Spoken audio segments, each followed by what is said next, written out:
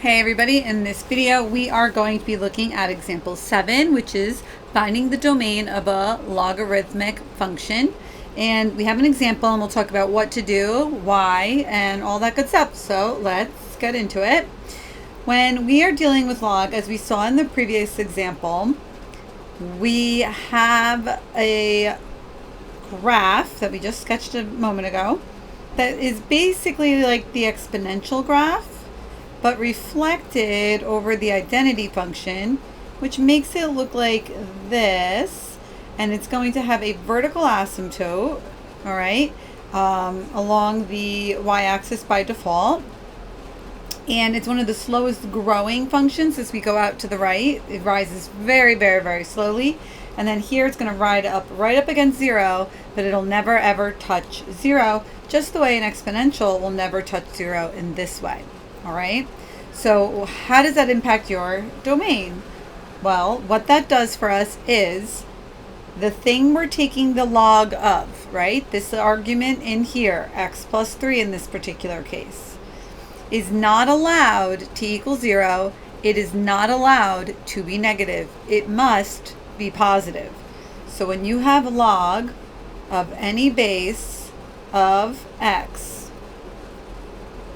in a situation like this, right, our default situation, x must be greater than 0. Cannot equal 0, cannot be less than 0. And since I already solved for x, that's the entirety of my domain. My domain will be parentheses 0 until infinity. So not 0, not negative. But what about when you have something else going on inside your input over here, the inside of your logarithm? You start with the same approach. X plus 3 must be greater than 0. Now, to finish our domain, all we need to do is solve for x. So we just apply some very basic algebra, subtract 3 from both sides, and we're left with x must be greater than negative 3. So our domain will go from negative 3 until infinity. Some of you might want to perhaps draw it on a number line to get a better visual, if that helps you, write the domain, right? So here is the negative 3, greater than, so it can't equal it, and that means we go to the right. So if that helps you draw your, figure out your domain and interval notation, then great.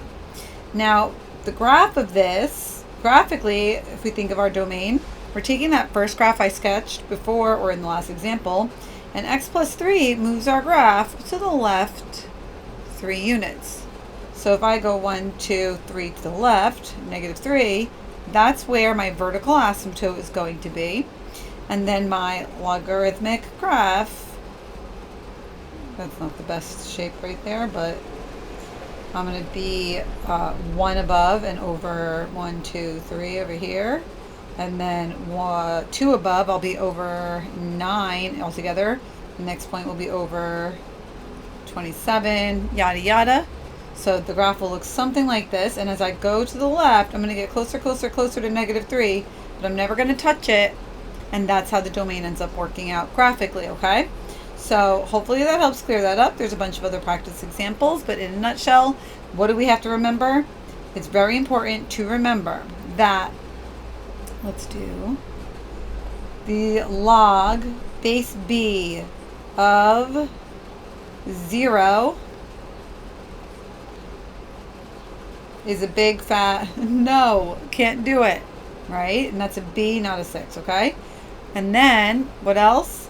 Log base b of a negative is also a big fat no. Cannot do it, not happening, not allowed. That's important. So hopefully that helps you out finding domain in other examples, but really that's really all it comes down to. You might have to put a little bit more thought into when something that you're taking the log of is positive or negative. We'll get more into that in our next unit when we're going to deep dive into inequalities from linear all the way until absolute value, all varying polynomials and rational functions. So that'll give you a little bit more insight on how to handle when something is greater than 0 or less than 0